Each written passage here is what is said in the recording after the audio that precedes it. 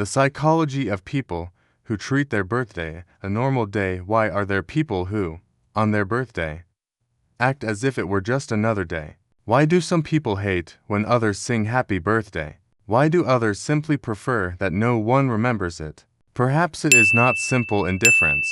Perhaps behind that apparent normality there is a deeper psychological story, an unconscious message, a symbol that reveals much more than it seems. Today, we are going to explore the psychology of people who treat their birthday a normal day through the lens of Carl Gustav Jung, the father of analytical psychology, and what he called the process of individuation, the journey of becoming oneself. Your birthday is, in theory, the day when the world revolves around you, the day when you are allowed to be the center of attention without guilt. But what happens when you don't feel that way? Are you strange, cold and distant, or simply conscious? Stay with me, because what you are about to discover will make you look at your next birthday in a completely different way. We are going to talk about the ego, authenticity, the fear of time, and why sometimes the most authentic act is to celebrate nothing.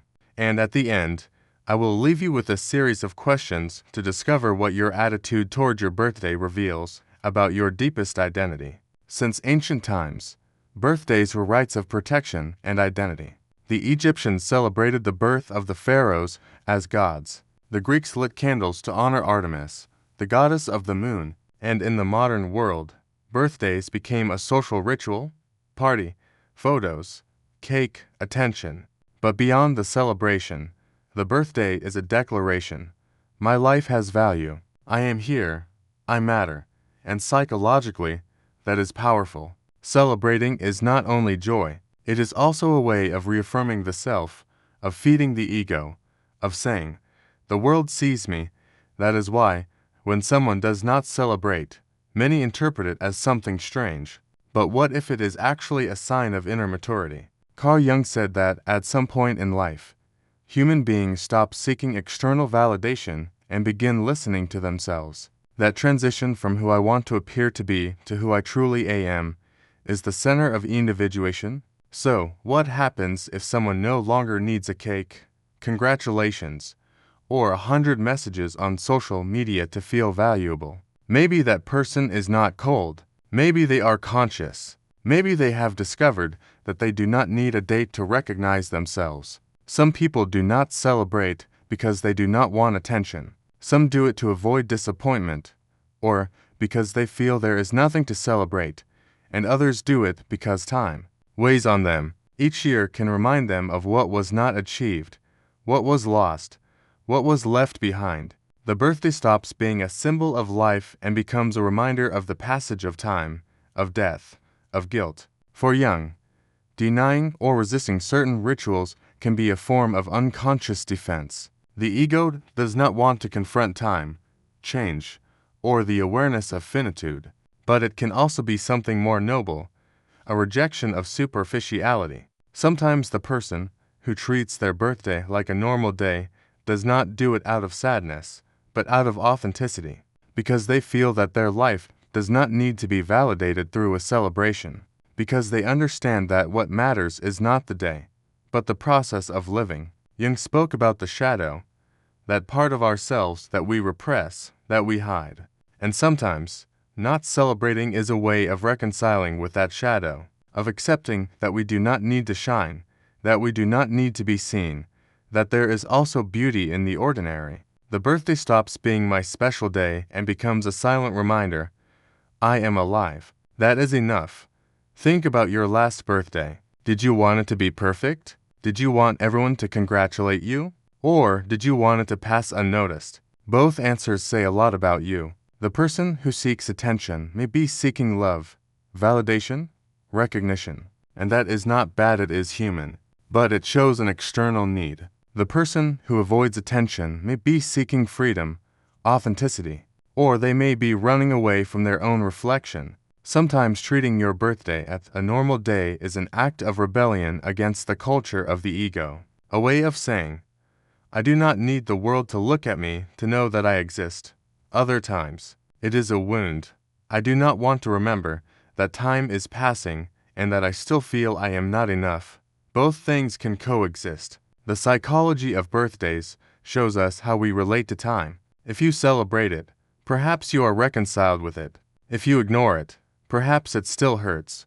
But if you live it with serenity, without pressure, without need, without rejection, then you are probably at peace with yourself. That is what Jung would call individuation, the balance between who I am and who I want to be, between the mask and the soul. The person who treats their birthday as a normal day is not necessarily apathetic. Maybe they are someone who lives at their own rhythm, someone who no longer needs to prove anything, someone who understands that every day can be equally valuable, and that if there is something to celebrate, it is the simple fact of existing. This last part is for you. It does not matter if you love celebrating or if you prefer silence. What matters is knowing why you do what you do. Ask yourself these questions. What does having a birthday mean to me? What do I expect from others that day? What do I fear when that date arrives?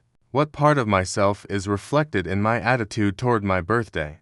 Could I redefine it in my own way, without copying the script of others? If you think about it, your birthday is not a social event. It is a psychological mirror. It shows you how you feel about yourself. Some people live it outwardly, with laughter, lights, and people.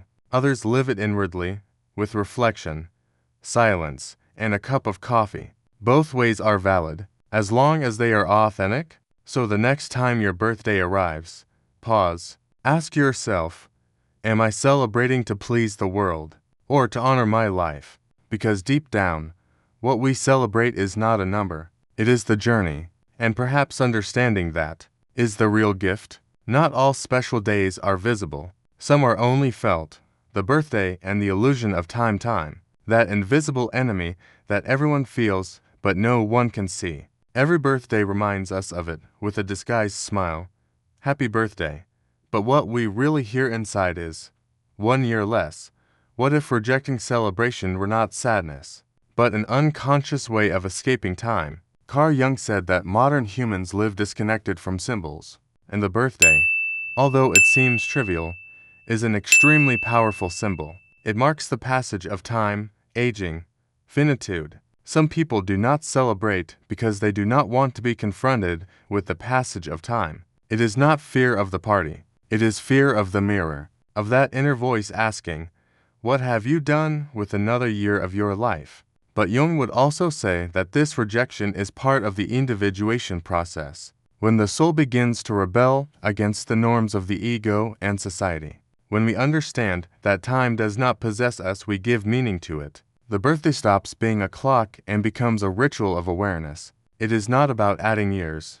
It is about integrating experiences, about understanding that growing is not aging. It is awakening. Perhaps that is why those who treat their birthday a normal day are, deep down, seeking freedom from the calendar. They do not want a date to define their value or their emotional state. They do not want to live focused on how much, but on how. Time is only cruel when you are not present, and true maturity arrives when you can look at a clock and not feel hurry. So, perhaps not celebrating is not avoidance. Perhaps it is reconciliation, a way of saying to time, I know you pass, but you do not define me.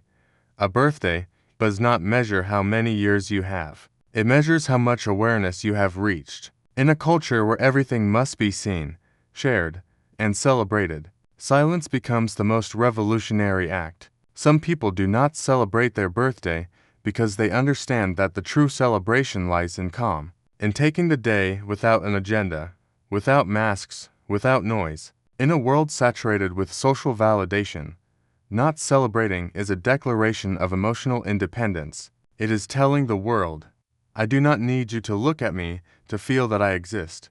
Jung spoke of the withdrawal inward as a necessary phase of the soul, when the ego stops seeking reflections and begins to listen to its own echo. And that, in many cases, happens around birthdays. It is the moment when people become introspective, melancholic, or reflective. Society calls it birthday sadness, but psychology understands it as a recalibration.